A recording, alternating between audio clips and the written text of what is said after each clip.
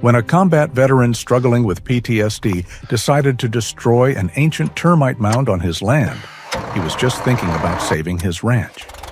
But the moment he started the bulldozer, Jax, his loyal therapy dog, changed completely. The dog, trained to bring peace, was now barking wildly, lunging between the machine and the mound, desperately clawing at a single spot. Paul froze. His dog wasn't barking at a snake. It was barking at the ground. And when Paul's own shovel finally struck metal, he realized Jax wasn't trying to stop him from finding something. He was trying to stop something below from knowing they were there. We hope you will support the channel by subscribing. The high desert sun of Otero County, New Mexico, was a merciless white eye. It had watched the land bake for 200 days without a single meaningful drop of rain. The Weston Ranch, once a modest spread of struggling grassland, was now just a cracked brown canvas of dust and brittle skeletons of yucca. Paul Weston stood on the warped planks of his front porch, a ceramic mug of cold coffee untouched in his hand. A low, anxious whine sounded at his side. Jax, a 7-year-old German shepherd, pushed his cool, damp nose insistently into Paul's palm. The dog's coat was a striking mix of snow-white and deep gray, thick and powerful, like a winter wolf displaced in the desert. Paul looked down, his gaze softening. "I know, boy. I know." Paul was a man in his early 50s, built tall and lean, with the quiet economic movements of someone who has spent a lifetime working the land. His brown hair, grown a little too long, was streaked with silver at the temples. His face was weathered and rugged, carved by the sun and memories that were just as harsh, yet his blue eyes held a deep, settled kindness that had survived. He was a former Army Ranger, though that life felt a million miles away, a story belonging to another man. Paul's hand, which had unconsciously clenched into a fist at the sight of his dead pasture, relaxed under the dog's pressure. Jax wasn't just a companion, he was an anchor. The dog had been rescued from a shelter in Alamogordo, but Paul often wondered who had truly rescued whom. Jax was trained, officially, as a PTSD service animal. He was attuned to the subtle storms that gathered behind Paul's eyes, the shallowing breath, the tightening jaw, the 1,000-yard stare that meant Paul was no longer in New Mexico, but somewhere in the mountains of Afghanistan. Jax's job was to bring him back. Paul's gaze drifted from the horizon to the battered kitchen table visible through the screen door. A single white envelope lay there, stark and official. It was the third one that month from the bank. He didn't need to open it.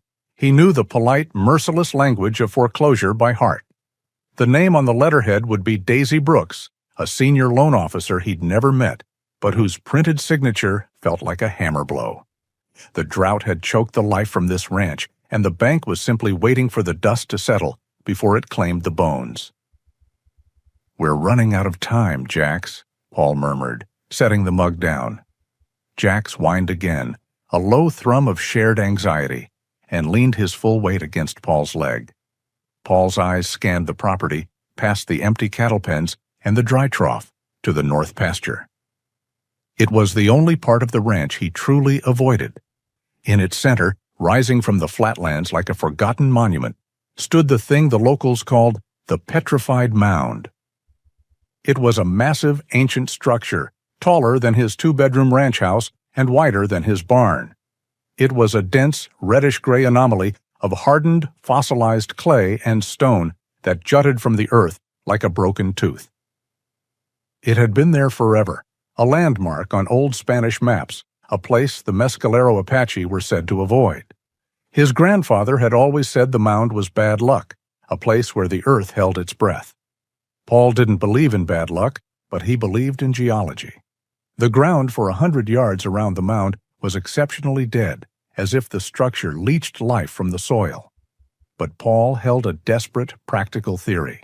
He believed such a massive, permanent structure could only have formed and survived if it sat atop a stable, deep-water source.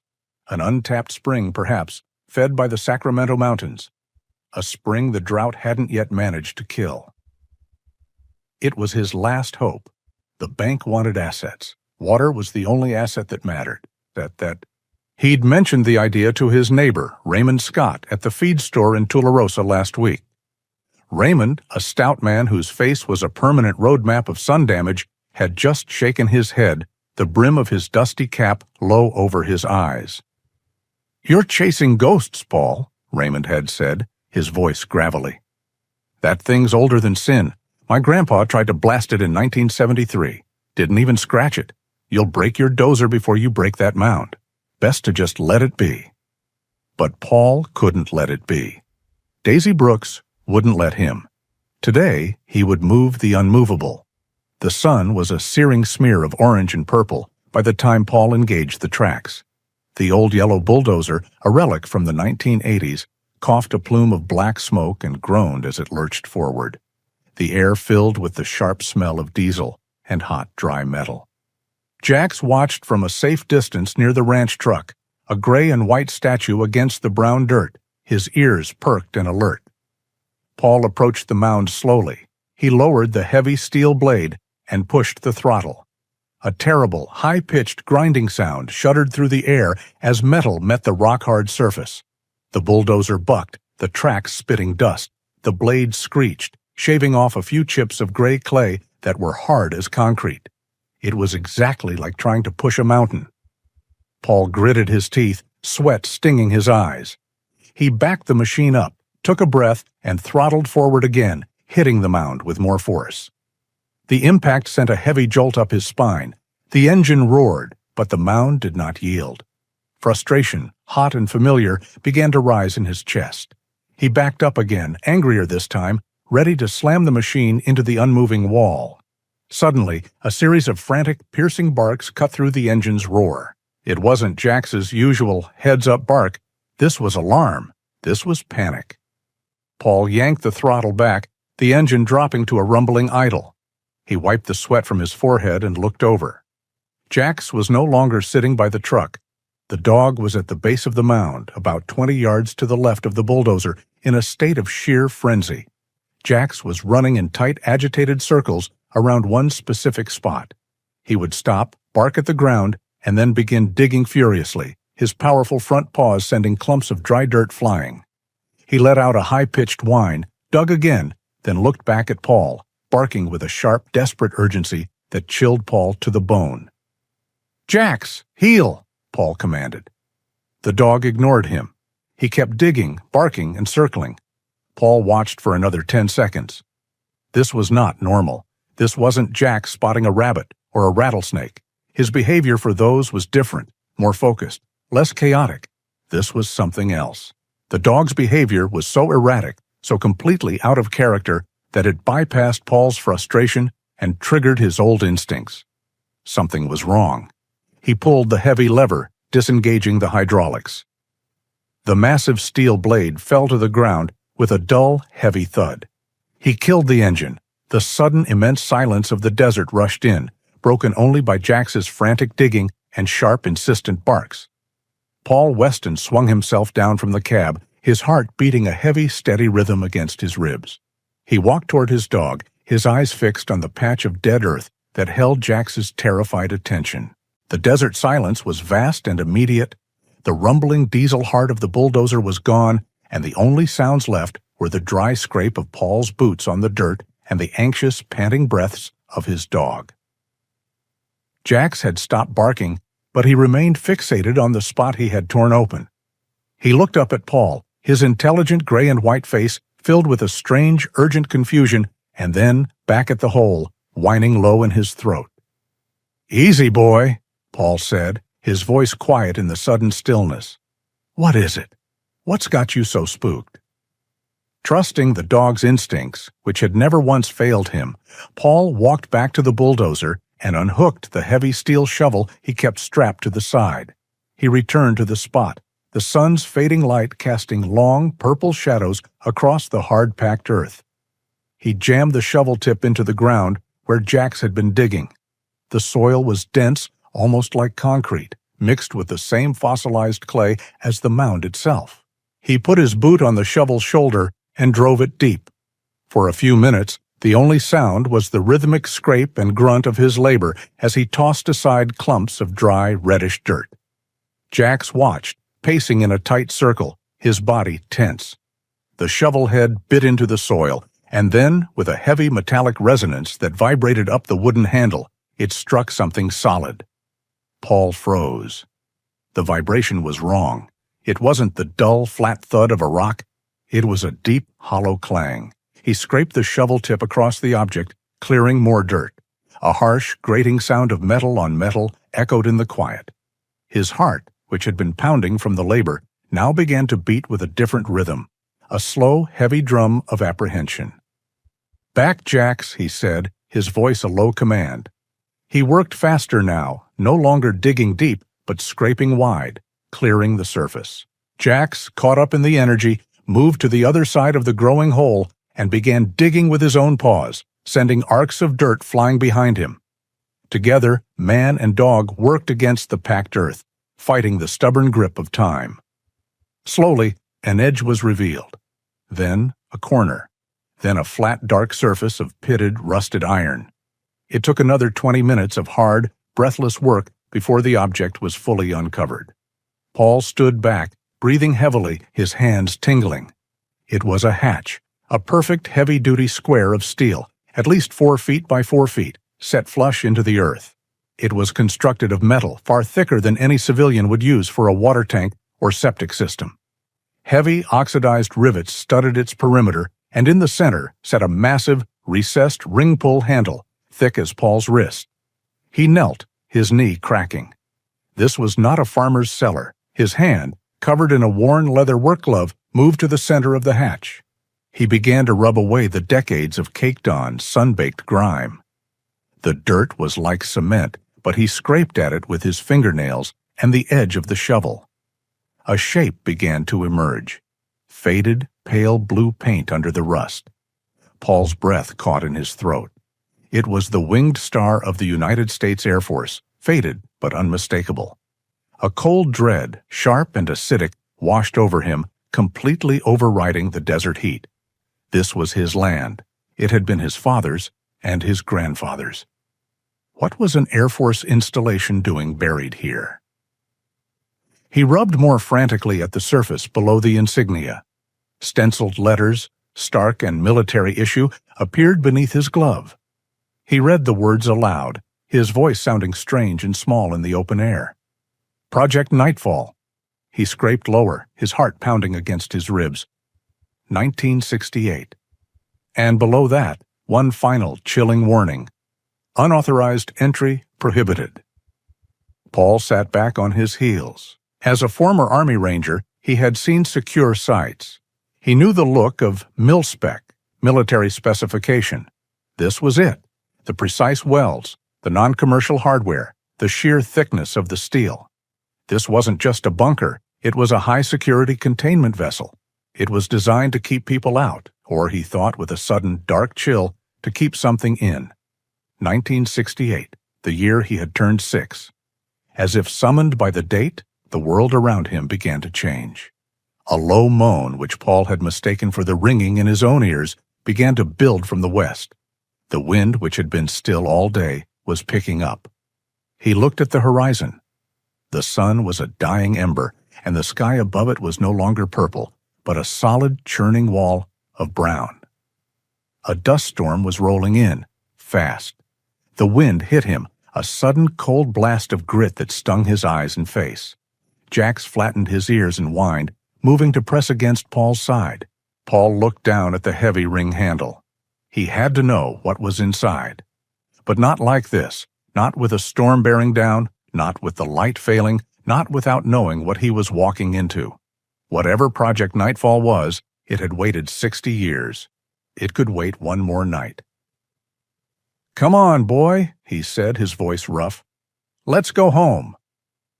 He grabbed the shovel and, with Jack sticking close to his heels, walked back to the house as the first wave of sandblasting wind hit the ranch. He didn't bother with the bulldozer. He spent a sleepless night. The wind howled against the small house, a high, thin shriek that sounded like something in pain. A fine silt began to push its way under the door and through the window frames, coating every surface in a layer of brown dust. Paul sat in his old armchair in the dark, the storm an unseen monster trying to tear its way in. But the real storm was inside his head. Project Nightfall, 1968. The words wouldn't leave him. He had spent years trying to bury his own past, his own service, the things he had seen and done in the mountains of Afghanistan. Now, it seemed, the past had literally been unearthed in his own backyard. And then, the connection that had been hovering at the edge of his mind finally clicked into place. His father, Mason Weston. Mason had been a quiet, meticulous man, an engineer who always smelled of graphite and coffee. He had worked at Holloman Air Force Base just over the ridge. He had been proud of his work, though he never, ever spoke of it. It was classified. Paul remembered 1968, not as a year, but as a feeling. He remembered his father coming home late, his face gray with fatigue. He remembered his parents whispering in the kitchen, the word test and problem and containment floating through the air. Mason Weston had died just a few years later, in 1973. A sudden, massive heart attack, the doctors had said. Too much stress. He was only 45. Paul had been just a boy, and his father's death had been a sharp, confusing blow. Now, sitting in the dark with the wind screaming, he felt a cold certainty. The two things were connected. The project his father worked on and the secret buried under his land. Jax, sensing the shift in his owner, moved from the rug and rested his heavy, warm head on Paul's knee. The dog let out a soft, low whine, as if responding to the ghosts that had just entered the room. Paul put his hand on the dog's head, his fingers tracing the familiar shape of his ears. The simple, solid presence of the animal was the only thing keeping the rising panic at bay. "What did you do, Dad?" Paul whispered into the darkness. "What did you bury out there?" He stared out the window at the roaring brown darkness. The search for water was over. A different, far more dangerous search had just begun. He would wait for the storm to pass, and then in the morning he would find out. The dawn broke clear and cold, as if the dust storm had scoured the sky, leaving it a pale, indifferent blue. The world was coated in a fine, brown powder, a fresh layer of dust on top of the old. Paul Weston didn't wait for the sun to bring warmth. He'd been awake all night, the name Project Nightfall echoing in his mind with every shriek of the passing wind. He pulled on his heavy work boots, his movement stiff. Jax was already at the door, his body language a sharp contrast to his usual morning excitement. There was no tail wagging, no playful nudging for breakfast. The dog stood rigid, his ears pointed, his gaze fixed on the screen door as if he could already smell the uncovered secret from across the yard. "I know, boy," Paul said, his voice a low rumble. I have to know." He went to the barn, the cold air stinging his lungs. He gathered his tools with the grim efficiency of a soldier preparing for a mission. A 6-foot steel pry bar, a small sledgehammer, a heavy-duty climbing rope he used for mending the old windmill, and a high-powered, battery-operated flashlight. When he reached the north pasture, Jax was already there, but he kept his distance from the mound, standing near the bulldozer, a silent, gray and white sentinel.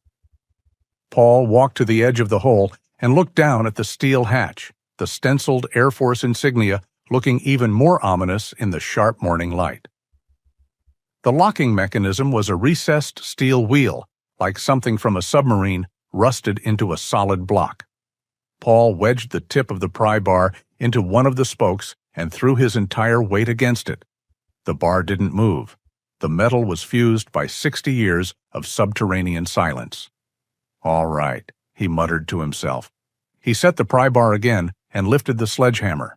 The sound of the hammer striking the bar was a sharp, percussive clang that seemed to punch a hole in the desert quiet. He struck it again and again, with a final desperate heave on the bar. A sound like a bone snapping echoed from the mechanism, a sharp, wrenching crack of metal. The wheel turned, just an inch, with a groan of rusted agony. And then it began. A loud, sustained hissing sound erupted from the entire perimeter of the hatch. It was the sound of a tomb exhaling, of a 60-year-old pressure differential equalizing in a rush. A brittle, black rubber gasket, which had been airtight for decades, cracked and tore, releasing the vacuum. For Paul, it was just the sound of an old seal breaking. He was completely unaware that this simple act of physics had just tripped a silent, low-frequency transmitter, a long, dormant alarm powered by a tiny, decaying core of radioactive material, sending its first pulse in half a century out into the world. As the air rushed out, the smell hit them. Jax, who had crept closer, yelped as if struck. The dog scrambled backward, his claws tearing at the hard dirt, and he began to bark, a frantic, deep-chested warning bark filled with primal fear. Paul flinched, covering his nose and mouth with his arm. It wasn't the smell of decay, not of death. It was a sharp, sterile smell of chemicals and ozone, of mold and something deeply metallic, like old superheated oil. It was the smell of a machine that had been left to rot in the dark. "Easy, Jax, easy! It's just stale air," Paul yelled over the dog's barking. But Jax would not be easy. He paced at a safe distance, his head low, his ears flat, barking a continuous, desperate warning at the open hole. Paul grabbed the thick ring handle and, with a grunt, pulled the massive steel door open.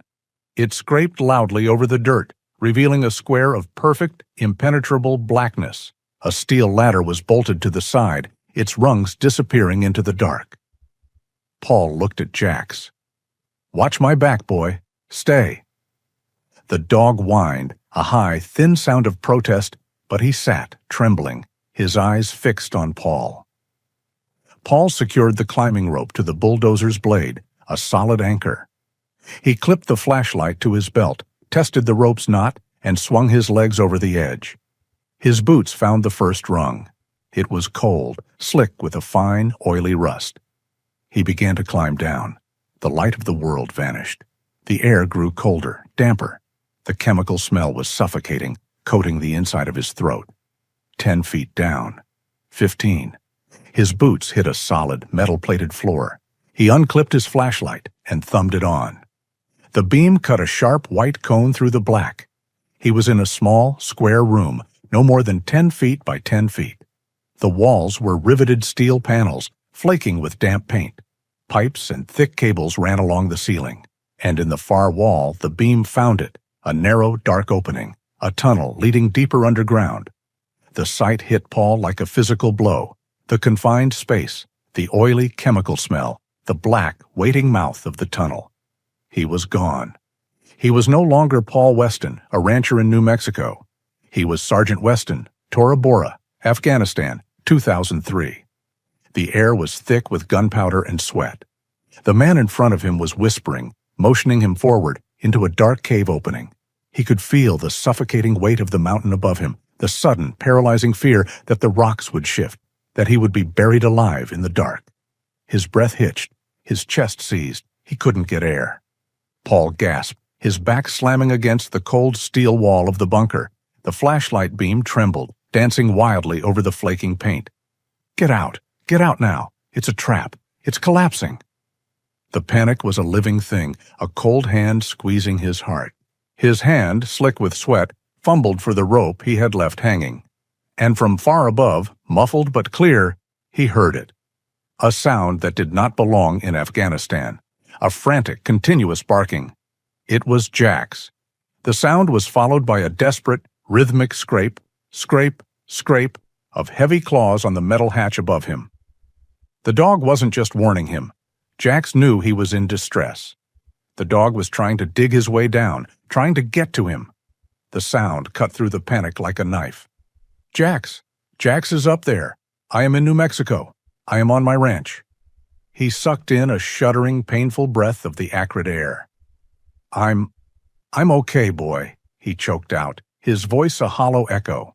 He pushed himself off the wall, his limbs shaking. He had to get out, but he couldn't leave with nothing. "1 minute, Jax, I'm coming," he yelled, his voice stronger, forcing the last of the flashback away. He forced himself to scan the room. Focus on the task. His trembling flashlight beam found a metal shelf. On it sat a thick, leather-bound book coated in mildew. He grabbed it. A technical ledger. Beside it sat a yellow, boxy device with a handle and a meter. A Geiger counter. He saw the needle on the gauge, and in the sudden silence as he held his breath, he heard it. A faint but unmistakable, slow tick, tick, tick. It wasn't screaming, but it wasn't zero. On the floor beneath the shelf sat a small, gray metal box, like a military ammo can from the 1960s. He snagged the handle, a clatter from above. Jax's claws had slipped on the steel hatch. The barking was frantic, high-pitched. "That's enough. Get out. Get out now." Paul shoved the small box and the ledger under one arm and grabbed the Geiger counter with his free hand. He moved to the ladder, his boots ringing loudly on the rungs. He began to climb, pulling himself up hand over hand, his lungs burning. He burst out of the hatch, scrambling onto the dusty ground, collapsing onto his hands and knees, gulping the clean, sharp, beautiful desert air. In an instant, Jax was on him. The dog was whining a series of short, high-pitched yelps, licking his face, his ears, his neck, nudging him with his cold nose, his entire body trembling with relieved anxiety. "I'm okay, boy. I'm okay," Paul panted, dropping the items in the dust. He wrapped his arms around the dog's thick neck, burying his face in the warm, gray and white fur, anchoring himself to the solid, living reality of his companion. "I'm okay. You're a good boy. You brought me back." He sat there for a long time, the sun on his face, his heart hammering, the smell of dust and dog overwhelming the chemical ghosts from below. Only when his hands stopped shaking did he finally turn his gaze to the 3 items he had pulled from the dark. The sun set, pulling the last of the day's warmth with it and leaving the high desert cold and vast. Paul had sealed the heavy steel hatch, sliding it back into place with a grating shriek of metal, and then drove the bulldozer over it, covering the ring pull with the heavy stationary blade. It wasn't a perfect hiding spot, but it would have to do. Now, inside his small, brightly lit kitchen, the 3 artifacts from the bunker sat on his clean pine table, looking alien and profane. The yellow Geiger counter sat by the sink. Its faint, slow ticking was a soft, unnerving rhythm in the quiet room. Low level, but not zero. Not natural background radiation. The small gray metal box was latched. He'd opened it to find 3 reels of audio tape, neatly stacked, their plastic cases stamped with the same military-style font. Project Nightfall, followed by dates from 1968. He had no machine to play them on. He turned his attention to the ledger. Its leather cover was stiff and warped, smelling of the same chemical mold that had triggered his panic. He opened it carefully. The pages were thick, high-quality stock, filled with rows of meticulous, faded blue ink. It was not a diary. It was a technical log. Paul's military background helped him cut through some of the jargon, but it was dense. Columns detailed geological stress tests, sub-level 3 containment integrity, and seismic variance. There were dates, times, and initials. He saw his father's initials, MW, next to several entries. Most were routine. Pressure steady, sensors green. But as he got deeper into 1968, the entries grew erratic. July 17, 1968. MW test for alpha. Pressure variance noted. Sensor O9 failing. July 19, 1968. MW containment integrity at 95%. Recommending immediate halt. July 20, 1968. Entry by new initials. MW temporarily relieved. Test 4, Bravo authorized. July 22, 1968. Anomaly. All sensors red. Sublevel 3 sealed. Site lockdown ordered. The final entry, scrawled in a panicked, almost illegible hand, was from 2 days later. Site B lockdown permanent. Level 1, entry, sealed. This is over. This is done. Paul stared at the page, a cold knot tightening in his stomach. His father had tried to stop it. They had relieved him of duty and pushed forward. And then, anomaly. He looked at Jax, who was lying by the back door, his head on his paws, watching Paul. The dog's tail gave a single, slow thump, as if to say, "I'm still here." Paul closed the book, the musty smell rising from its pages.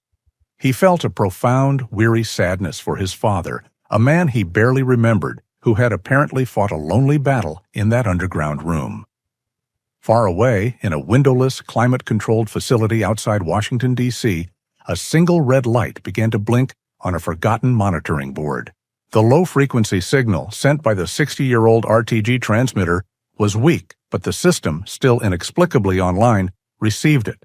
It registered the broken seal at Site B, Otero County, New Mexico. Within minutes, an automated alert was routed to a highly specialized private contractor tasked with managing old, erased government liabilities. Paul, oblivious, rubbed his face, the adrenaline from the bunker long gone, leaving only exhaustion and a low-grade dread.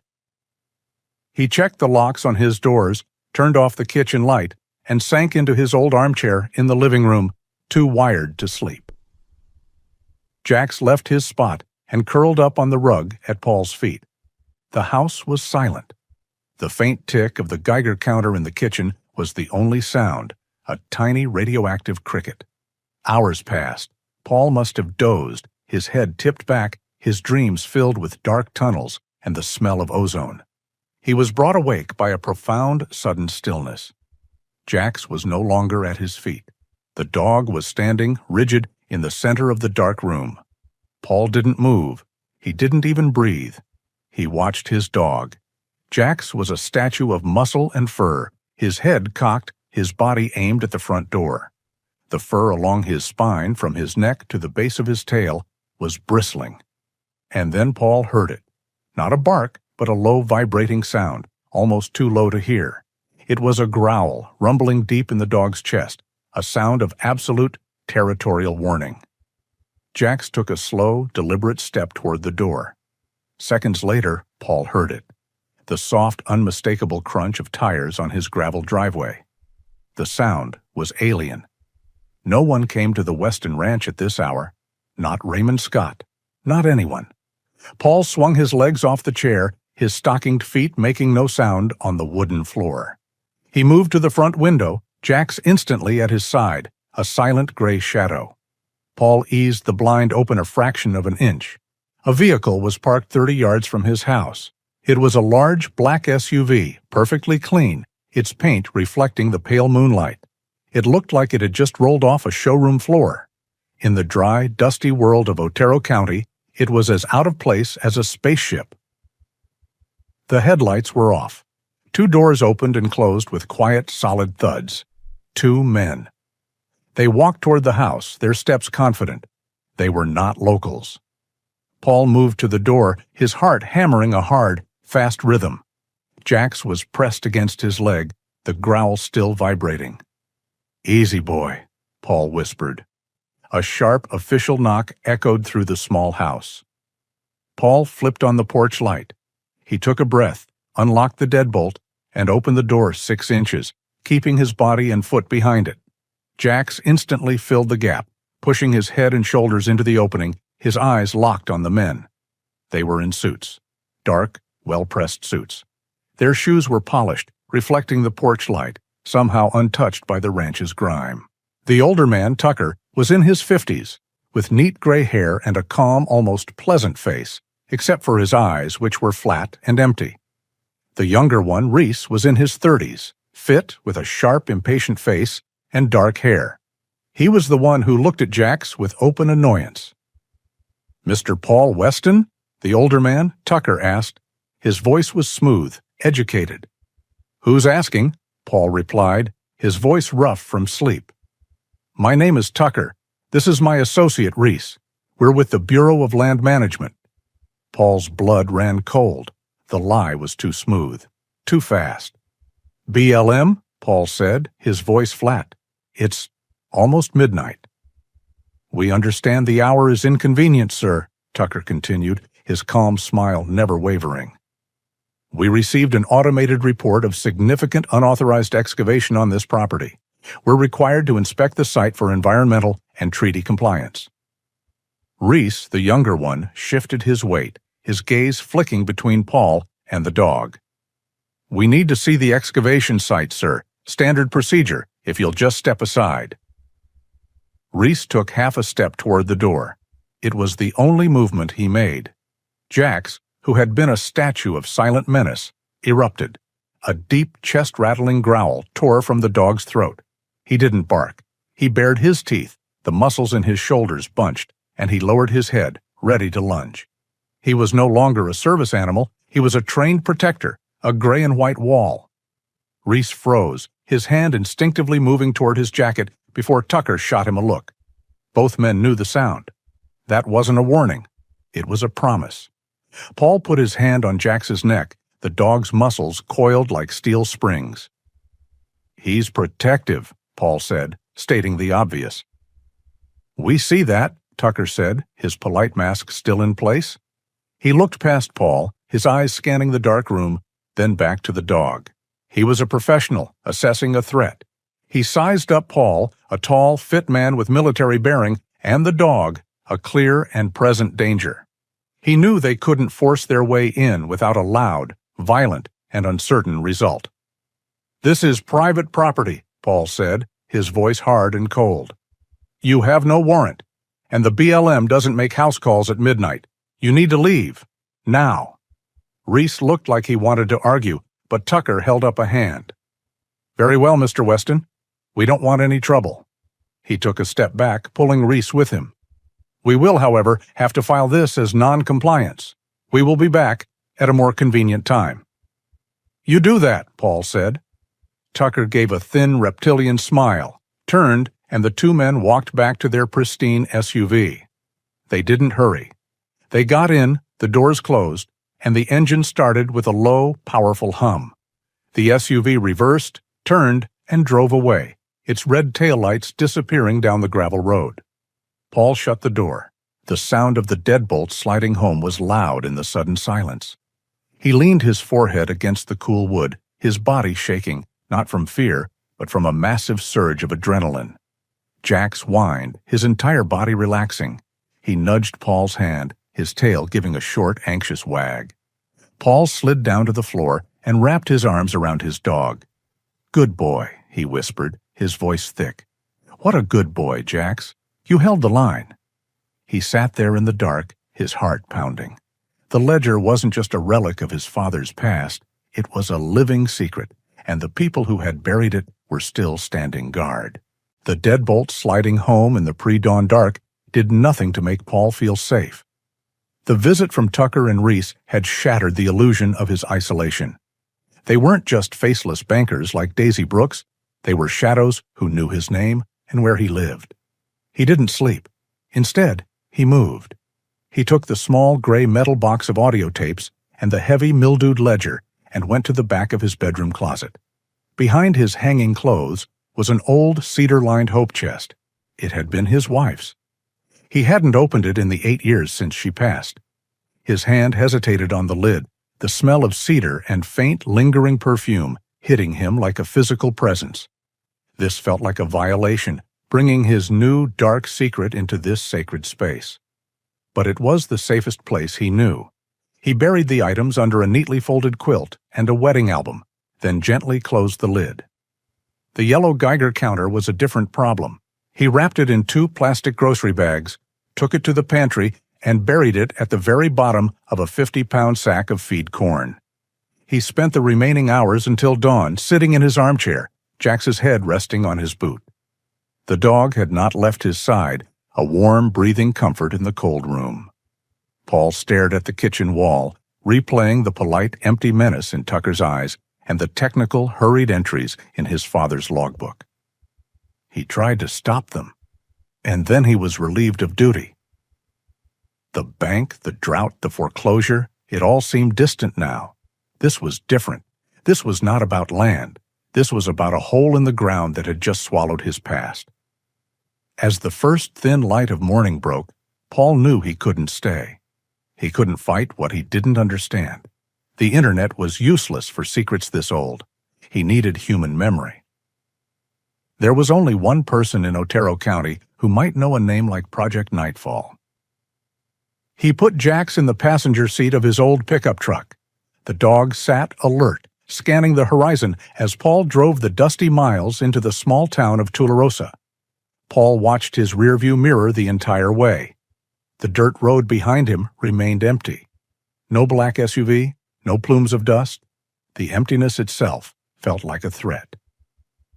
He parked in front of a small, neat bungalow on a quiet street, lined with cottonwood trees.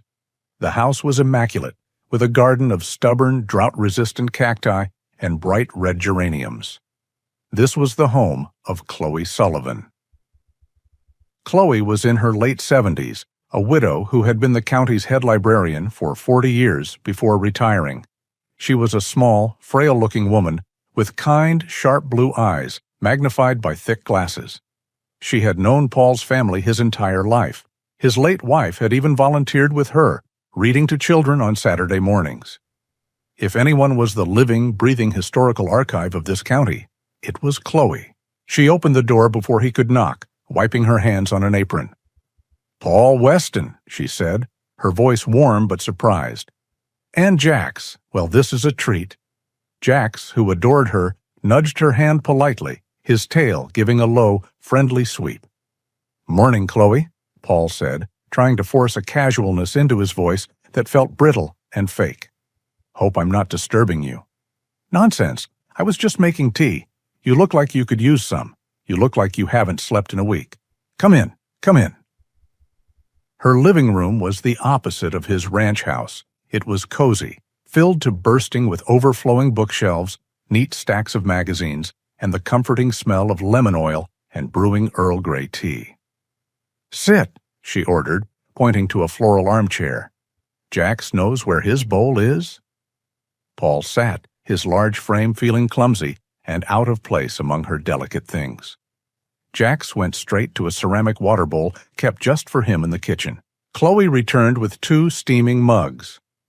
"Now," she said, settling into her own chair. "What brings you all the way into town, Paul? And don't tell me it's for my baking. I haven't seen you since the county fair." Paul wrapped his hands around the warm mug. He had rehearsed this. He had to ask generally. "It's a strange question, Chloe. I was clearing some of that useless land on the north pasture, the part near the old mound." "Ah, the petrified mound," she nodded. "Bad luck spot." "It seems so. I was digging, and I found some old debris. Government junk looked like. It had a name stenciled on it. I was just curious. Does the name Project Nightfall mean anything to you?" The change was immediate. Chloe, who had been leaning forward with a friendly smile, stopped moving.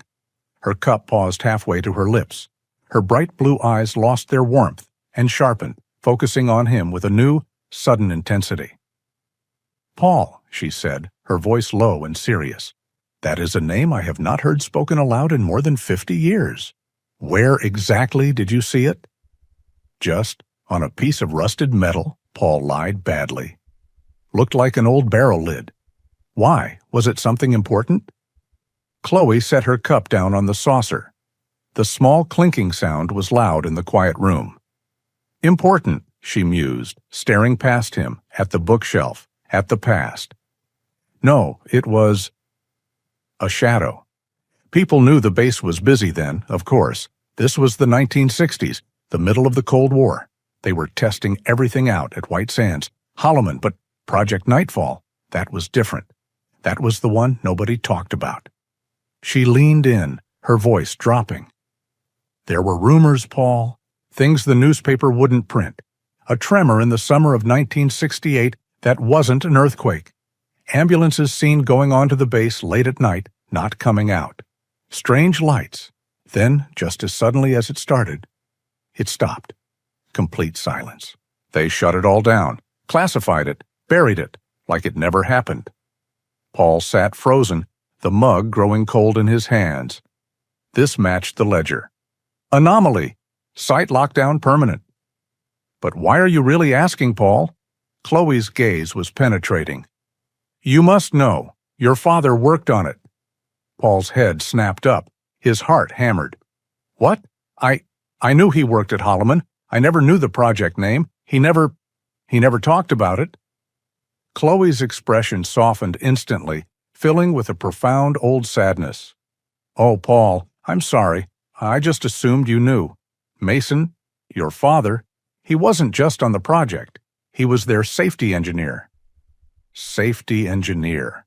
The words from the ledger. MW recommending immediate halt. "I remember him," Chloe continued softly. "He was a good man, meticulous. He used to come into the library to read geology journals. He always seemed to be worrying about something. I saw him in town right before they shut it all down. He looked haunted, Paul, thin as a rail. He told me he was worried about the structural integrity. That was his phrase." She took a sip of her tea, her hand trembling slightly. "And then, after it all stopped, he died. Right after the project was officially terminated." "A heart attack," Paul said automatically. It was the story he'd been told his whole life. A sudden heart attack in 1973. Chloe met his gaze. Her eyes were clear and unwavering. "He was 45 years old, Paul, and he'd just passed a physical. The doctor said he had the heart of an ox." She paused, letting the weight of her words settle. "Some of us, the older families, we always found that suspicious. A man that careful, who was trying to sound an alarm, dying that suddenly, right after his project was buried? It just felt tidy." Paul felt the blood drain from his face. The vague childhood tragedy of his father's death, a sad but random act of nature, suddenly curdled into something cold and deliberate. It was a murder. His father had been silenced. Chloe saw the shock and anger harden on his face. She leaned forward and put her frail hand on his arm. "Paul," she said, her voice firm, pulling him back, "you asked, and I told you, because you are Mason's son. But now you must listen to me. That was 60 years ago. The men who did that, the kind of men who do that, they don't just disappear. They get older. They get more powerful. You are stirring up ghosts, Paul. Powerful ghosts. You let them sleep. You have to. Let the past sleep." Paul couldn't speak. He just nodded, his throat thick. He stood up, the chair scraping on the floor. Jax was instantly at his side, sensing the sudden shift, his body tense. "Thank you for the tea, Chloe." His voice was hoarse. "Just be careful, Paul. You look as haunted as your father did." As he reached the door, she added, trying to break the tension, "You're as stubborn as he was, too.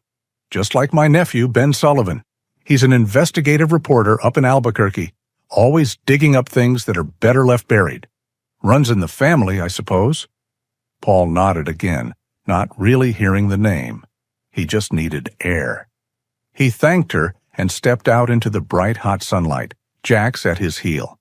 He got into his truck, his mind reeling. "Safety engineer. Suspicious. Silenced." He started the engine, his hands shaking.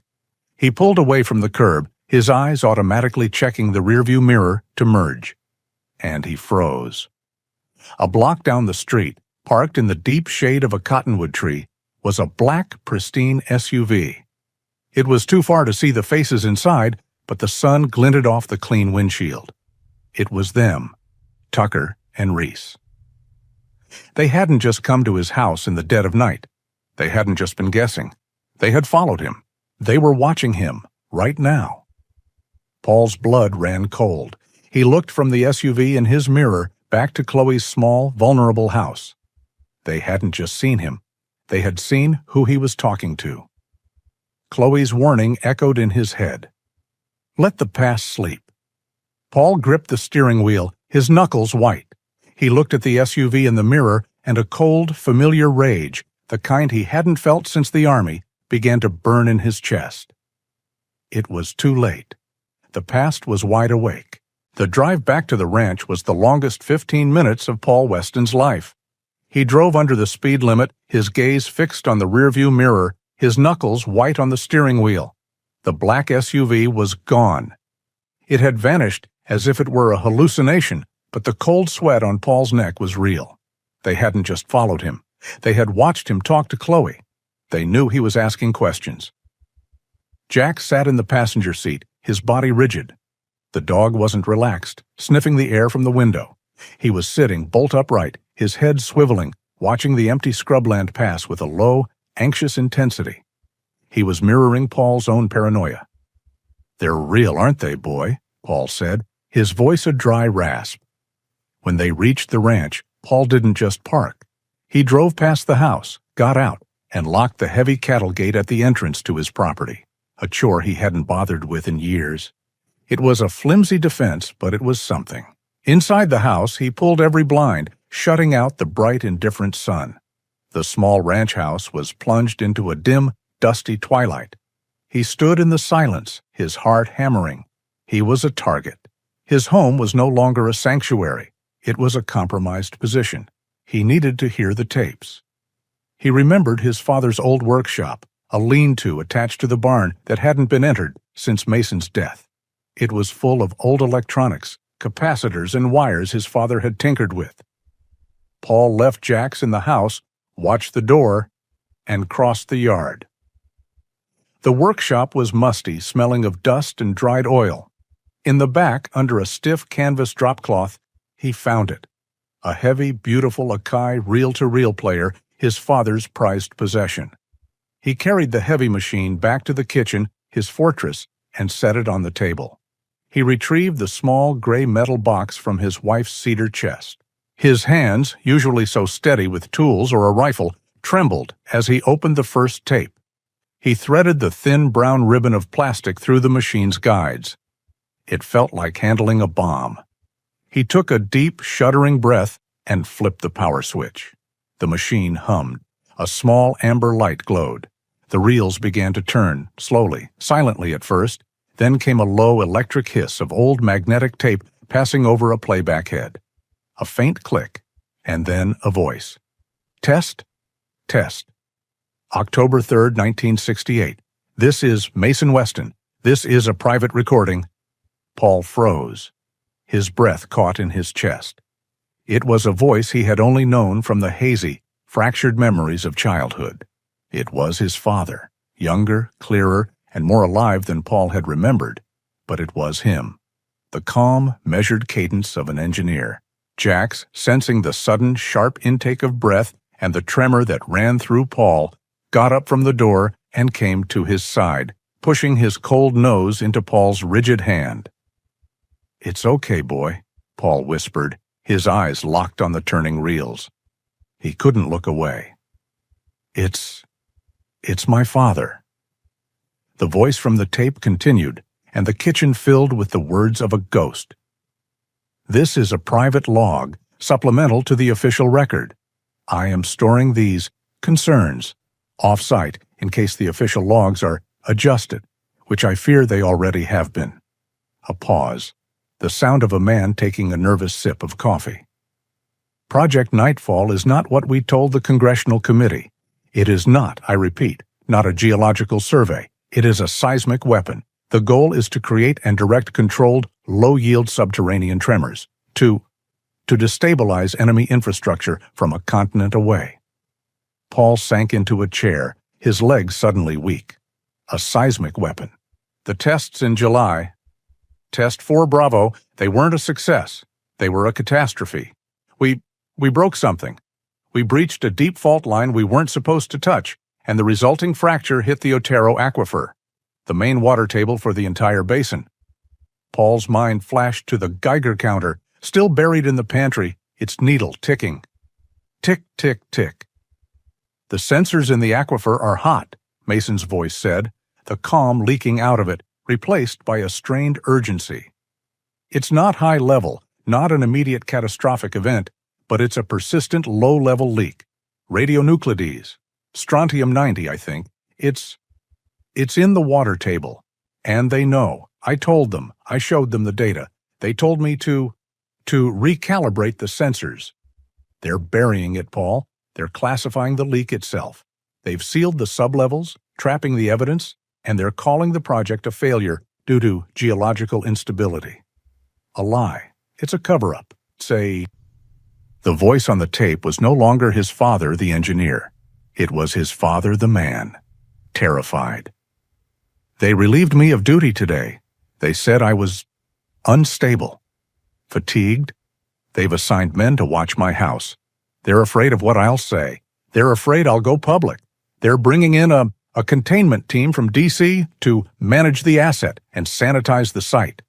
I think—" The voice cracked. A long, terrible pause filled with tape hiss. "I think they're going to silence me. This isn't just about the project anymore. It's about me. If something happens to me, if it's sudden, it wasn't, it was them. I love you, Paul. Be a good boy for your mother." The tape ended with a sharp click. The reels spun in silence. Paul Weston sat perfectly still. The world had narrowed to the hiss of the machine.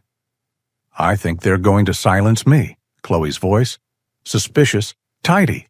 The black SUV, Tucker's empty eyes, Reese's impatience. It wasn't an accident. It wasn't a heart attack. It was an execution. They had murdered his father and buried him, just as they had buried the bunker. The sadness and confusion that had haunted him since childhood suddenly vanished, burned away by a clean, cold, and familiar fire. It was the rage. The black combat rage he had known in the mountains of Afghanistan. The rage that had kept him alive, that had helped him fight, and that he had spent the last 8 years trying to bury. It surged up, hot and total. His vision narrowed. A roar filled his ears, louder than the tape hiss. His hands, resting on the table, clenched into fists, his nails biting into his palms, the knuckles white. He wanted to destroy something. He wanted to put his fist through the kitchen wall. He saw the tape player, the machine that had delivered this poison, and had a sudden, violent urge to sweep it from the table, to smash it into 1,000 pieces. He rose from his chair, his body trembling with the force of it. "Paul." The word was a sound, not a voice. He didn't hear it. He took a step toward the machine, his hand raised. Suddenly, a sharp, hard pressure slammed into his right elbow. It was Jack's. Paul was in the red, lost in the blinding storm of his own anger, and he barely felt it. He shook his arm, but the dog was insistent.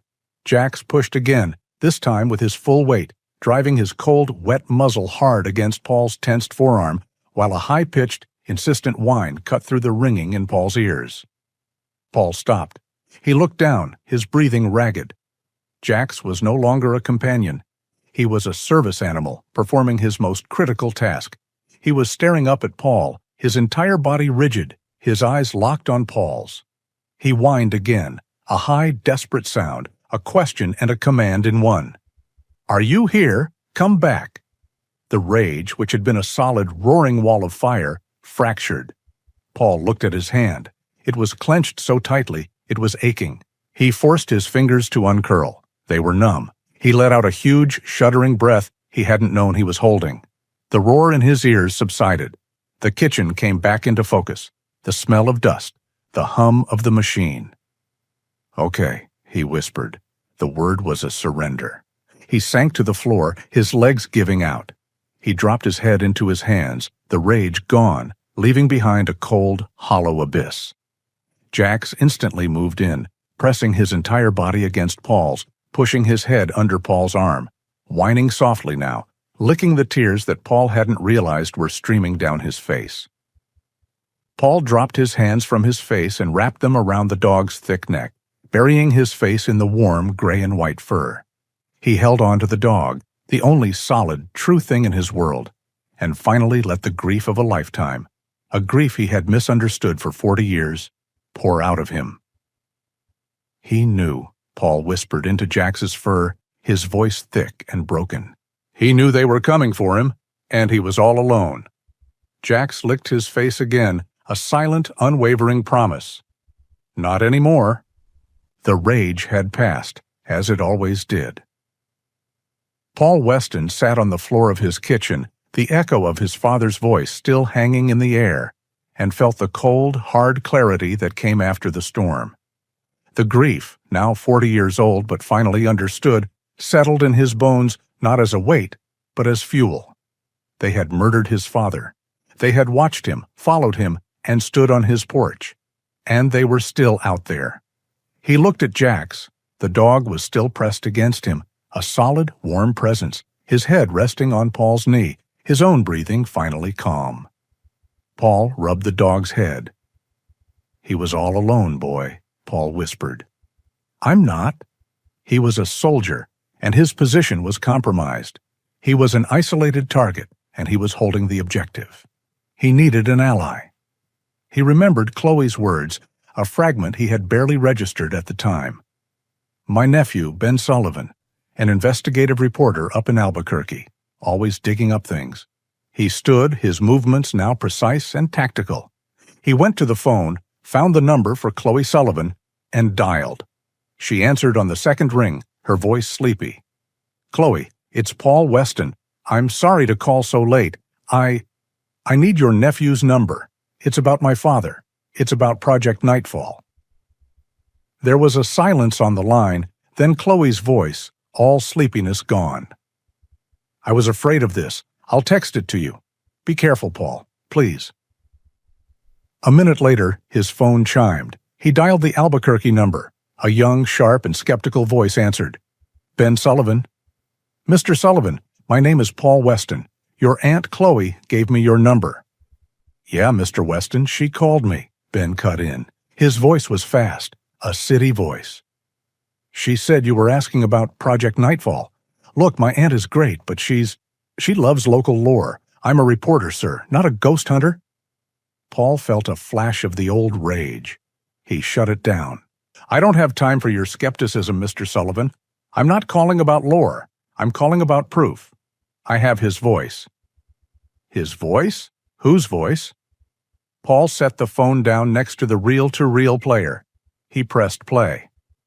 Mason Weston's strained, terrified voice filled the kitchen and the phone line.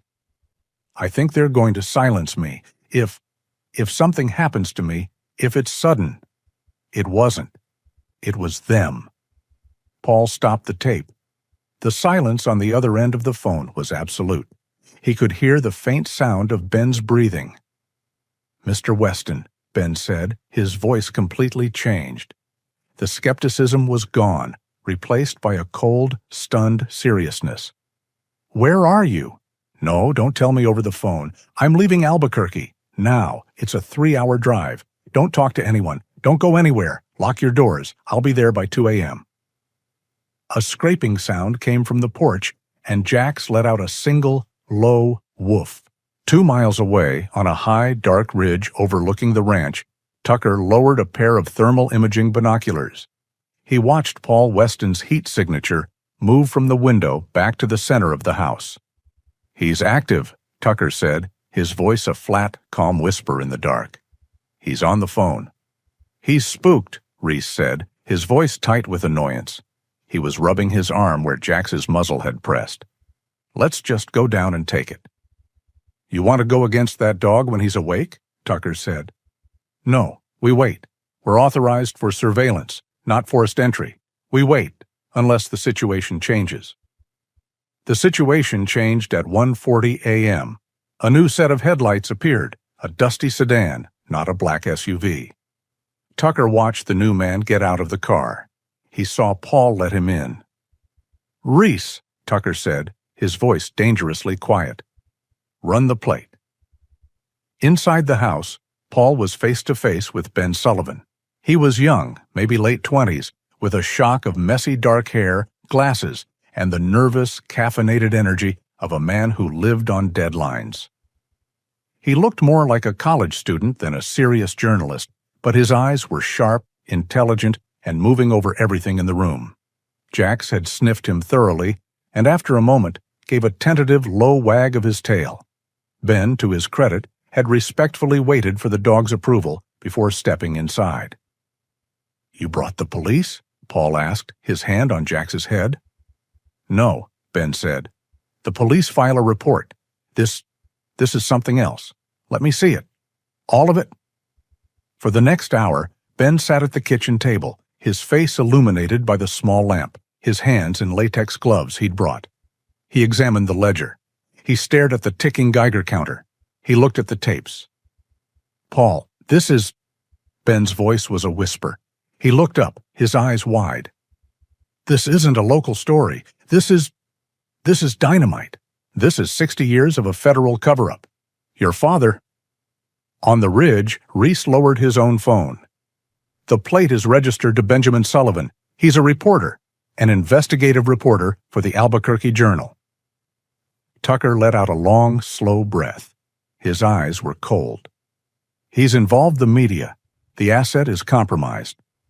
He picked up his own satellite phone. "The situation has changed. They're planning to leak. I'm authorizing sanitation. Now." "What's the play?" Reese asked, a new, eager tension in his voice. "Simple. You retrieve the assets. I'll create a diversion." Inside, Ben was carefully placing one of the tapes back in the box. "We need to get this evidence out of here. We need to get it to my office, to our servers." Jax, who had been dozing at Paul's feet, suddenly shot up, his head snapping toward the back door. A low, menacing growl rumbled in his chest. Paul was on his feet in an instant. "What is it, boy?" And then they both smelled it. It was sharp, chemical, acrid smoke. Paul ran to the living room window. His blood turned to ice. The world outside was glowing a flickering, violent orange. Flames were already climbing the side of his barn. "The barn! My hay! It's on fire!" All his training, all his instincts, screamed at him, "Save the ranch! Save the feed! It's your livelihood!" It was a brilliant diversion. "Stay here, Ben! Lock the door behind me!" Paul yelled. He grabbed the heavy fire extinguisher from the wall and sprinted out the front door, running toward the inferno. The moment Paul was 50 yards away, preoccupied by the wall of fire, Reese kicked in the back door. The wood splintered, the lock burst. Ben Sullivan screamed, scrambling back. Reese, his face covered by a black ski mask, was on him. "Where are the tapes? Give me the box, now!" He grabbed Ben by the shirt, but he had forgotten about the dog. Jax had been trained to protect Paul, but in that moment he knew the house and the man inside it were under attack. He exploded from the living room. He wasn't a service animal. He wasn't a pet. He was a 90-pound German shepherd in full protection mode. Reese saw the gray and white blur too late. Jax didn't bark. He launched himself, hitting Reese square in the chest, knocking the larger man backward over a chair. Reese bellowed in rage and pain. He tried to get his arm up, but Jax was faster. He did exactly what he was trained to do. He latched onto the man's arm, his jaws clamping down with sickening force. A terrible wet sound of teeth sinking deep into the fabric and flesh of Reese's forearm echoed in the room. Reese screamed, a high, agonizing sound of pure pain. He was a trained operative, but he was in a brutal, primal fight. He tried to shake the dog off, but Jax held on, his muscles rigid, his head shaking, dragging the man. Outside, Paul heard it. A human scream, followed by a sound he knew even better, the sound of Jax in a true fight. "A diversion," he hissed, dropping the useless extinguisher. He had been tricked. He sprinted back to the house, his heart pounding with a new cold terror. He burst through the broken back door. The kitchen was chaos. Ben was on the floor. Reese was on his back, trying to get his gun with his free hand, screaming while Jax was still attached to his other arm, a furious, snarling mass. Paul didn't hesitate. He was a ranger. He crossed the room in 2 bounds and hit Reese with a shoulder tackle that sent the man's head crashing against the kitchen cabinets. Paul was on him, one hand grabbing the man's gun hand, the other delivering a hard, precise strike to his throat. From outside, Tucker saw the plan collapse. He couldn't get a clean shot at Paul. He had to extract his partner. He needed a new diversion. He raised his rifle, not at the house, but at the 50-gallon diesel drum Paul kept by the barn. A sharp, metallic crack of a high-velocity rifle shot echoed across the yard. The drum detonated. A blinding whoosh of expanding air, a deafening concussion, and a massive fireball erupted, turning the night into a brilliant, hellish day. The shock wave rattled the teeth in Paul's head. The heat flash was instantaneous, a wave of blistering temperature that came through the kitchen window, so hot it cracked the glass. The sudden, concussive thump, the smell of burning fuel, the wall of searing heat. Paul froze. He wasn't in his kitchen. He was in Afghanistan, 2003. The Humvee in front of him was gone. The air was fire. He was deaf. He was paralyzed. His brain was screaming, "Move," but his body was locked, trapped in the memory of an IED. It was only 1.5 seconds. It was all Tucker needed. In that 5-second window of Paul's paralysis, Tucker was already through the back door. He grabbed Reese by the vest, yanking him with inhuman strength, tearing his arm from Jax's grip. Paul blinked. The kitchen came back into focus. He saw Tucker dragging the screaming, bleeding Reese out the door. "No!" Paul roared, scrambling up. He lunged, but he was too late. He made it to the porch just in time to see Tucker throw Reese into the back of the black SUV. The engine roared to life. Paul grabbed for the pistol he didn't have. The SUV fishtailed in the gravel, spraying dirt, and sped off into the darkness, its red taillights disappearing. The yard was suddenly silent, save for the furious, deep-chested barking of Jax, who was on the porch, his muzzle dark with blood. The hay barn was a total loss, a pillar of fire against the dark sky. Paul,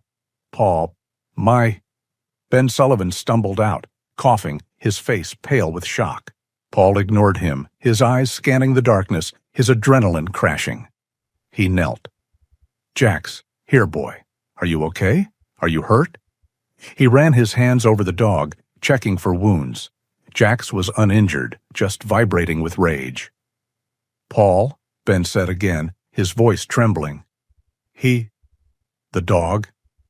"He did his job," Paul said, his voice flat. He stood up, his gaze falling to the kitchen floor, lit by the orange glow of the fire. There, in a small dark pool of Reese's blood, was a glint of brown leather. It wasn't just a scrap of cloth. It was a man's wallet, torn from Reese's pocket during the struggle. Paul picked it up. His hands were steady now. He flipped it open. A Virginia driver's license. Reese Hogan. And tucked behind it, a laminated white card. It had a magnetic strip and a photo of Reese. It read, Ethelred Solutions, and underneath, 2 words. Defense Logistics Contractor. Paul looked at the ID, at the man's face. He looked at the name of the company. The ghosts finally had a name. The world was chaos, sound, and heat. The massive, deafening roar of the diesel-fueled fire was a physical presence, a living monster chewing on the bones of Paul's livelihood.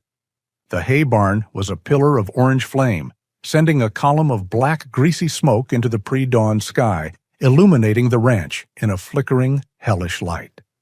Paul Weston stood in the dirt, his heart hammering not from the fire, but from the adrenaline of the fight. He felt the phantom heat of the IED on his face, a memory that had cost him precious seconds. "Paul, are you okay?" Ben Sullivan was on the porch, his voice shaking. He was pale, his eyes wide with terror, a smear of blood, Reese's, not his, on his jacket. Paul didn't answer. He looked down at the object in his hand. The wallet. Reese Hogan. Ethelred Solutions. Defense Logistics Contractor. He looked at the burning barn. A total loss. Years of hay, equipment, memories. All of it. Ash. They had tried to erase his past and his future in one night. He turned and stalked back to the house, his movements clipped and precise. Ben. Inside. Now. What about the fire? Ben stammered, his eyes fixed on the inferno. "It's gone," Paul said, his voice flat and cold. "They'll be back. Bar the front door. Use the heavy armchair." He stepped through the shattered frame of his back door. The kitchen was a wreck, splintered wood, an overturned chair, and a dark, sticky pool of blood on the floor where Jax had made his stand. Jax was already inside, moving restlessly, his muzzle still dark. He whined, a low, angry sound. "I know, boy," Paul said. He looked at Ben, who was staring at the blood, looking like he was about to be sick. "Ben, focus." Paul's command cut through the reporter's shock. Ben looked up, his face hardening as his journalistic instincts fought back against the terror. "You're right. Okay. The ranch is compromised," Paul said, his voice low and tactical. "They failed to get the originals, but they know we have them. They know you are here. They will be back, and they won't knock." "What do we do?" Ben asked, his voice shaking but steadier. "We save the copies, then we hide the originals."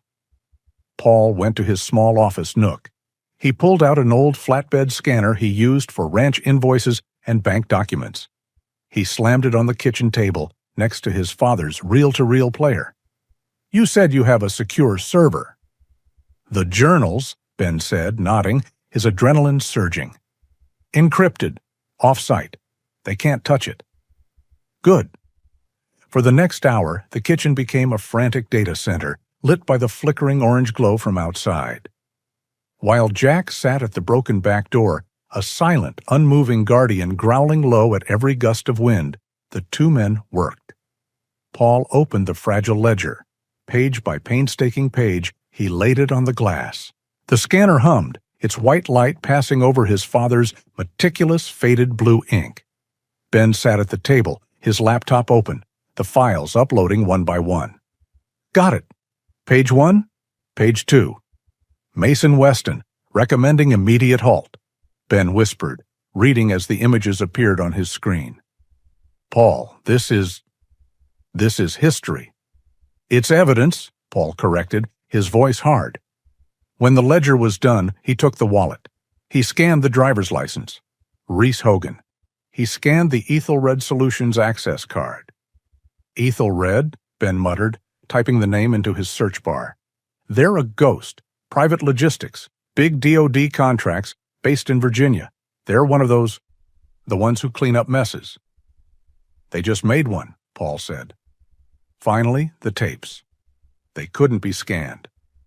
Ben pulled out his smartphone and opened a professional audio recording app. "It's all I've got, but the quality is high. Play it."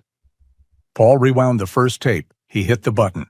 Once more, Mason Weston's voice filled the small kitchen, this time being captured digitally. The hiss, the fear, the warning. "I think they're going to silence me?" As his father's voice spoke, Paul looked at Ben. The young reporter was no longer skeptical, no longer just a journalist. He was terrified, outraged, and completely, fully invested. The attack had made it personal. When the last tape was recorded and the file uploaded, Ben finally sat back. "It's done. It's safe. The data is in the cloud. They can burn this house to the ground. They can't erase it now." Paul nodded. He looked at the physical items on the table, the warped ledger, the 3 plastic reels, and the bloody wallet. Ben was right about the data. He was wrong about the evidence. "They'll say the digital copies are fake," Paul said quietly. "They'll say I fabricated them, a grieving, unstable son, a sensationalist reporter." Ben opened his mouth to argue, then closed it. He knew Paul was right. "The originals," Paul continued, his gaze distant, "they're the only thing that matters. The mold on the paper, the magnetic signature on the tapes, the blood on the wallet. That's the truth."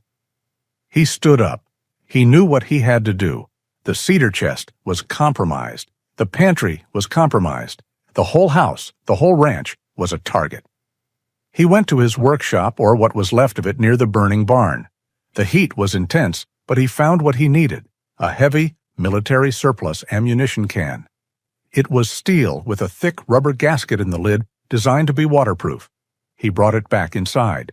He carefully placed the items inside the cold, dark steel. The ledger, the 3 audio tapes, and finally the leather wallet belonging to Reese Hogan. Paul latched the can. The heavy metal lever snapped shut with a solid final sound. The originals were sealed. "What are you doing?" Ben asked. "Staying one step ahead. Watch the road. Don't let anything get near the house. Yell if you see anything. Jack's with me." Paul picked up the ammo can and a short military-style entrenching tool. He stepped out of the broken door and into the smoky yard. The barn was now a roaring bonfire, a funeral pyre for his old life. He ignored it and walked, not toward the house, but toward the north pasture, toward the source of it all. Jax did not heal. The dog understood the mission. He moved like a wolf, fanning out ahead of Paul, a gray shadow in the orange-lit smoke. He would stop, his head high, sniffing the wind, his ears twitching at the distant crackle of the fire. He was watching their perimeter. He was standing guard. Paul reached the silent, cold bulldozer. He reached the heavy steel hatch he had covered. He didn't need to move the machine. He didn't need to open the bunker. His father had been buried in secrets in that hole. He would bury the truth beside it. He went to the edge of the hole they had dug 2 days prior, the one that exposed the hatch's frame, the very spot where Jax had first started digging so frantically. He looked at his dog. "Watch," he commanded. Jax sat, but not at ease. He sat like a soldier, his head up, his gaze sweeping the dark tree line, his body ready to spring, a low rumble never leaving his chest. Paul dropped into the pit. He knelt beside the thick steel frame of the hatch. He began to dig, not down, but sideways, burrowing into the hard-packed earth underneath the rim of the hatch itself. He clawed at the dirt with the entrenching tool, creating a new, deep cavity in the earth that had held this secret for 60 years. He dug until his arm was buried to the shoulder. It was deep. It was hidden. He looked around one last time. The air was thick with smoke. The only sound was Jax's low, steady growl and the distant roar of the fire. He shoved the steel ammo can deep into the hole he had made. He filled the hole, packing the dirt back with his hands, pounding it flat until it was as hard as the surrounding earth. He kicked loose soil over the spot, then climbed out. He stood for a moment, breathing heavily. The originals were safe. They were not in the house. They were not in the barn. They were buried deep beneath the earth at the very site of the crime, hidden by the object they had been sent to protect. He climbed back onto the bulldozer. He started the engine. The loud diesel roar was a comfort. He dropped the blade and drove the machine forward, covering not just the hatch, but the patch of fresh earth beside it, burying his secret under 10 tons of cold steel. He killed the engine and sat in the quiet, the black smoke drifting around him. He looked down. Jax was at the base of the bulldozer, looking up, his tail giving one slow wag. Paul climbed down and knelt, pulling the dog into his arms, burying his face in Jax's thick, smoke-scented fur. The dog had found the secret. He had defended the house. He had stood guard while the truth was buried. "It's safe, boy," Paul whispered, his voice thick. "It's safe now." The morning was still and cold. The rising sun, usually a promise of warmth, did nothing to cut the chill in the air, which was thick with the black, acrid smell of burnt hay and diesel fuel. Paul Weston stood on his porch, a mug of coffee in his hand, and stared at the smoking, skeletal ruin of his barn. It was a total loss. Ben Sullivan was asleep in the armchair, his laptop open on his knees, his face pale and exhausted. Jax was not asleep. The big German shepherd sat at Paul's feet, his body rigid, his head up, his ears scanning, a silent, furry guardian on high alert. They had won the night. They had lost the battle. Paul felt a cold, hard knot in his stomach. The barn wasn't just a building. It was his livelihood. He walked inside to his computer, his movements stiff. He needed to know the financial damage. He needed to see if he could even afford to buy feed to get his remaining cattle through the month. He logged into his bank account. The screen flashed red. A single line of text hung in the air.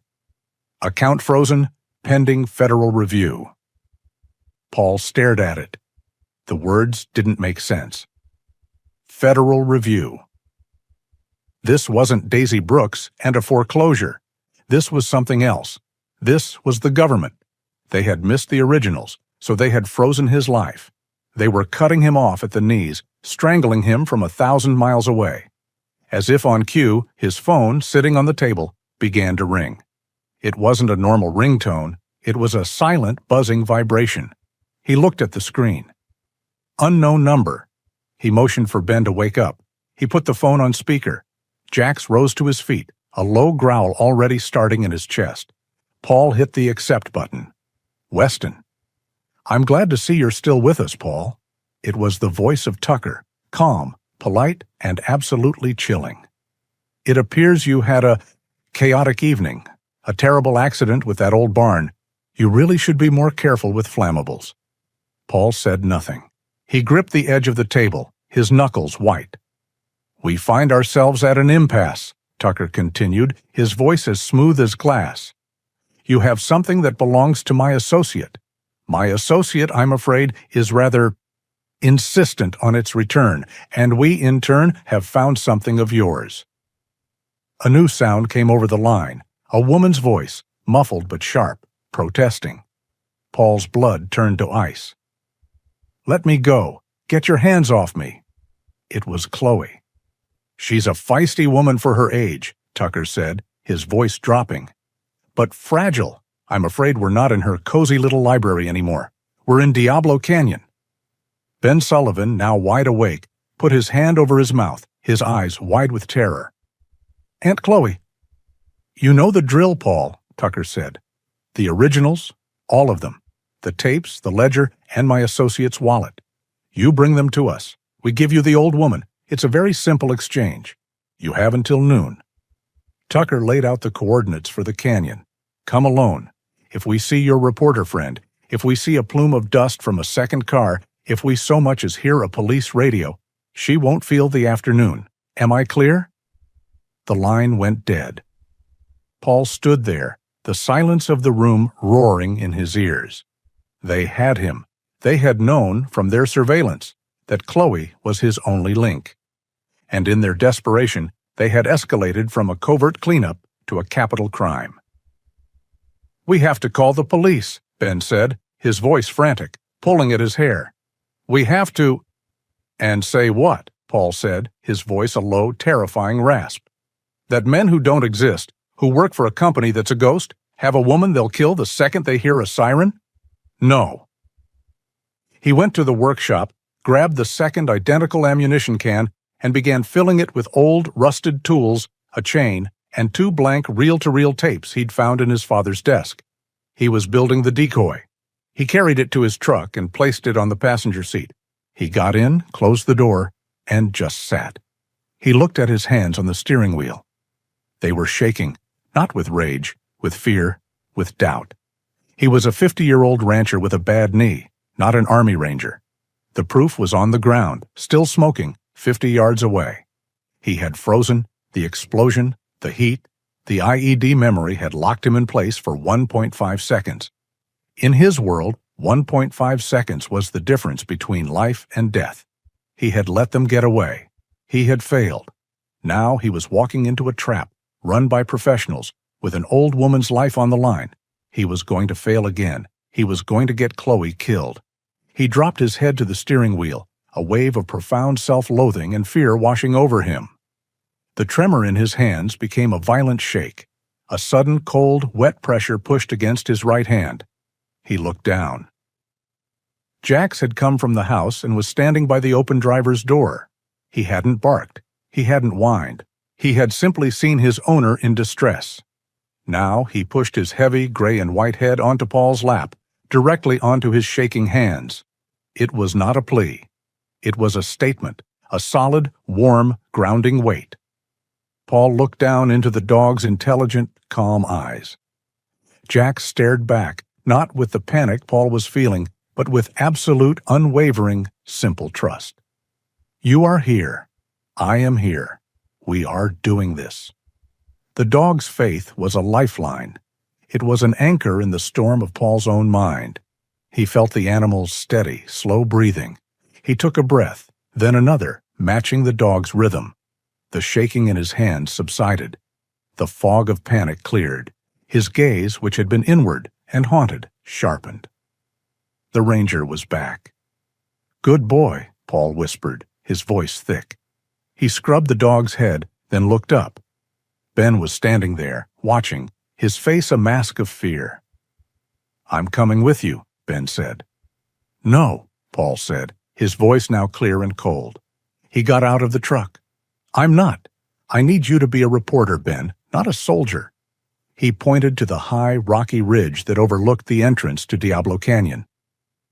"You're going to take my binoculars and your camera. You're going to get to that ridge before I do.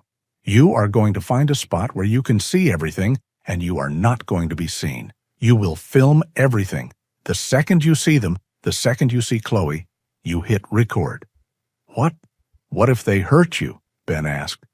"Then you make them famous," Paul said. "Now go." He handed Ben his smartphone. "Call your contact, the state police, Captain Ian Chambers. Tell him exactly where we are. Tell him it's a kidnapping in progress. Rogue federal contractors, veteran under fire. Use the words. Tell him to wait for your signal. If they move in too early, Chloe is dead." Ben looked terrified, but he nodded, his jaw set. He grabbed his camera bag and began the long, hard climb toward the ridge. Paul turned back to the truck. He looked at Jax. "All right, boy, this is it." He opened the back door of his extended cab truck and pointed to the small, dark footwell behind the passenger seat. "Load up, in the hole, no sound, no movement, until I call you." Jax, as if he understood every word, hopped into the truck, crawled into the dark space, and lay down, disappearing into the shadows. Paul covered the space with a heavy, dark blanket. Paul got into the driver's seat, the decoy box beside him, and drove toward Diablo Canyon. The canyon was a desolate, rocky scar in the earth, all red rock and shadows. He saw the black SUV parked near a cluster of boulders.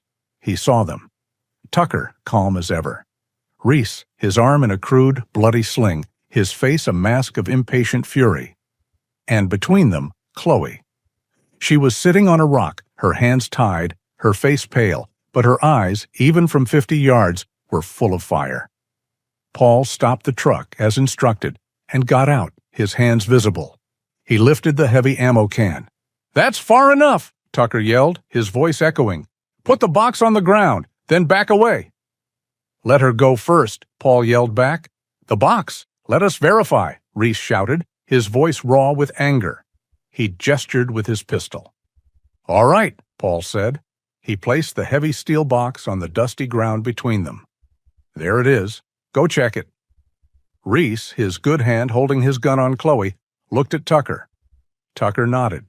Reese walked forward, his eyes fixed on Paul, and kicked the latch on the box. He opened the lid. He stared inside at the rusted tools and the heavy chain. His head snapped up, his face contorting with pure, unadulterated rage. "It's a fake! It's—" That was the signal. Paul put 2 fingers to his mouth and let out a single, piercing whistle, a sound so sharp and high it split the canyon air. For a terrifying half-second, nothing happened.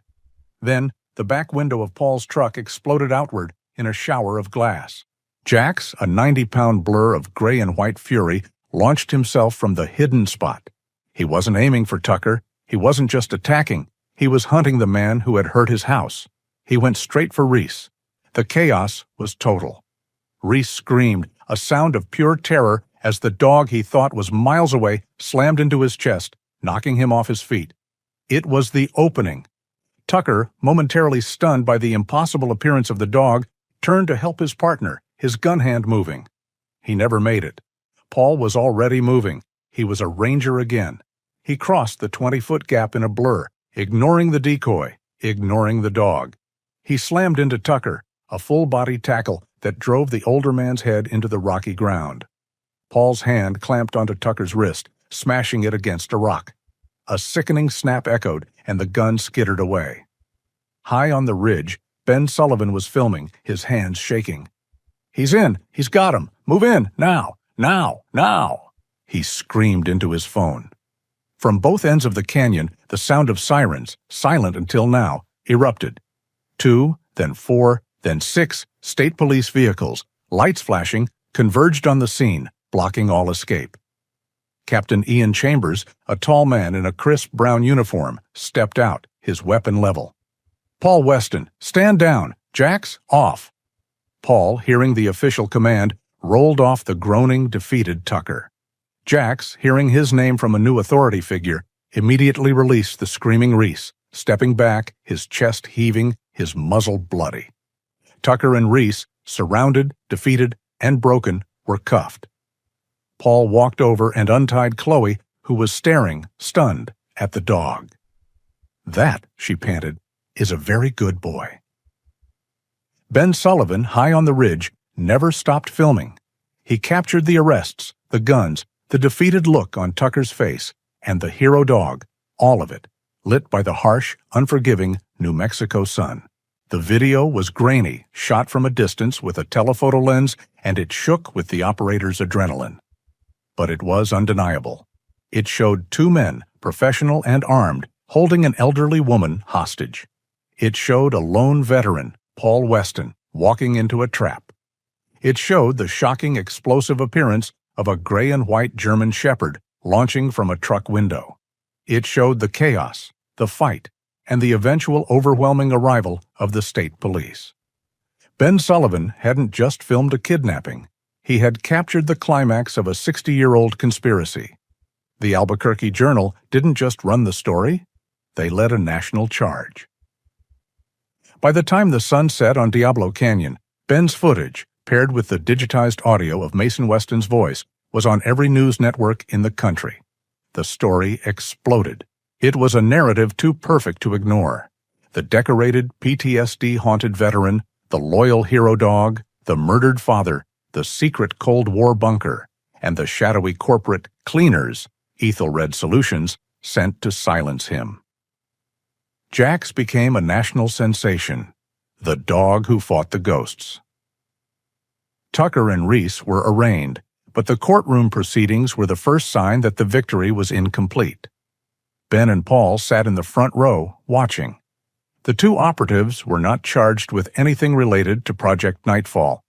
The state, citing ongoing federal investigations of a sensitive nature, barred any mention of the bunker, the tapes, or Mason Weston. They were prosecuted for what the world had seen on video: the kidnapping of Chloe Sullivan, the aggravated assault of Paul Weston, arson for the barn, and impersonating federal officers. Ethelred Solutions, their employer, issued a one-sentence statement disavowing their rogue actions and then vanished behind a wall of lawyers. Tucker and Reese, the pawns, were sacrificed. They were found guilty and given long sentences, two loose ends neatly tied up and buried by the system they had served. They were silenced, just as Mason Weston had been. "It's not justice," Ben said, loosening his tie as he and Paul walked out of the courthouse. "It's damage control." Paul just nodded, his gaze distant. He had expected as much. The second wave of damage control came a week later. The national pressure, fueled by Ben's relentless follow-up articles, forced Washington to respond. Paul, Chloe, and Ben sat in Chloe's cozy living room, watching the press conference on television. Jax lay at Paul's feet, his head resting on his owner's boot. The podium was occupied by a woman named Emma Collins. She was the new character in the drama, a professional spokesperson, young, polished, and articulate, her face a mask of practiced sincerity. She represented the Department of Energy, which had apparently, overnight, claimed full responsibility for the archived site. "The department," Emma Collins began, her voice smooth, "is deeply concerned by the recently uncovered historical records pertaining to Project Nightfall." "Here it comes," Ben muttered, his arms crossed.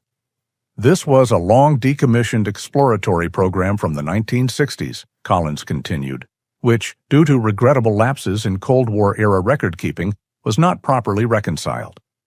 We are immediately launching a full federal investigation to review the site, secure its contents, and provide a transparent public report." Paul looked at Ben.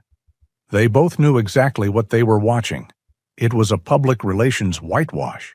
It was an investigation designed to contain the truth, not to find it. They would use words like reconciled, lapses, and archived.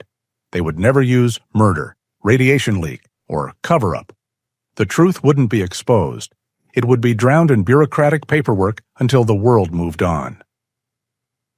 "They're burying him again," Paul said, his voice so quiet Ben almost didn't hear it. "Not all the way," Chloe said, her voice firm. She reached over and put her hand on Paul's. "They can't." She was right. The public side of the story, at least, had found its resolution. Chloe Sullivan was safe, back in her house, quickly becoming a local celebrity, which she hated, though she used her newfound fame to lobby for a larger library budget. The Weston Ranch was saved. The public outcry aimed at the bank had been overwhelming. Daisy Brooks, the loan officer, had personally called Paul, her voice trembling, to inform him that, Due to the extraordinary circumstances, the bank was freezing all foreclosure proceedings and offering a complete, favorable restructuring. The GoFundMe that Ben had started, ostensibly to help rebuild the Hero Dog's barn, had exploded, raising more than enough to cover the loss.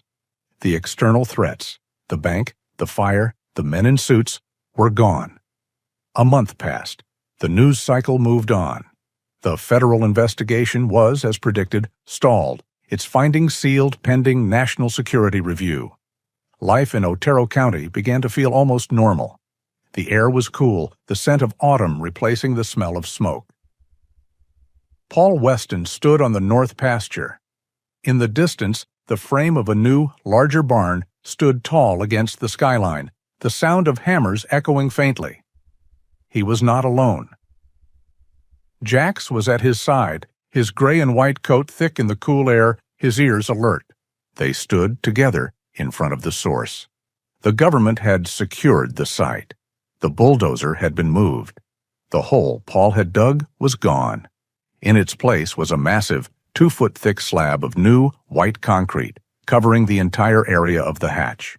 Stamped in the center were the words, U.S. Government, do not tamper. It was a final arrogant statement, a tombstone for the secret. Paul looked at the concrete, then at the patch of ordinary undisturbed dirt just beside it, the spot where the bulldozer's track had rested. He knew something that Emma Collins in her polished D.C. office did not. He knew that Tucker and Reese were just pawns, soldiers following orders, sacrificed when they were compromised. He knew the real players, the ones who had signed his father's death warrant, were still safe, protected by time and bureaucracy. And he knew that the originals were not in that concrete tomb. The real evidence, the leather-bound ledger, the 3 reels of tape, and the bloody wallet of Reese Hogan was still buried just 5 feet away in a waterproof ammo can in the cavity he and Jax had made. The government had sealed the bunker, but they hadn't found the truth. He looked down at the ground. It was his insurance policy. It was the leverage that ensured this could never be truly, finally buried. Should the official report claim his father was unstable or that the tapes were fake, Paul still held the physical, undeniable proof. He had not won, not completely. He had not avenged his father's death. But he had found something else. He had found the truth. He had survived the fire, and he had faced the ghosts inside his own head, the ones that had frozen him, and he was still standing. He felt a sudden, profound sense of peace. It was not a happy, triumphant peace. It was a veteran's peace, a quiet, realistic acceptance of the world as it was, and his place in it. The war was not over, but his battle was. He rested his hand on Jax's head, the thick fur warm beneath his palm. The dog looked up at him, his intelligent eyes calm, his tail giving a single, slow wag. "It's over, boy," Paul whispered. "It's all over."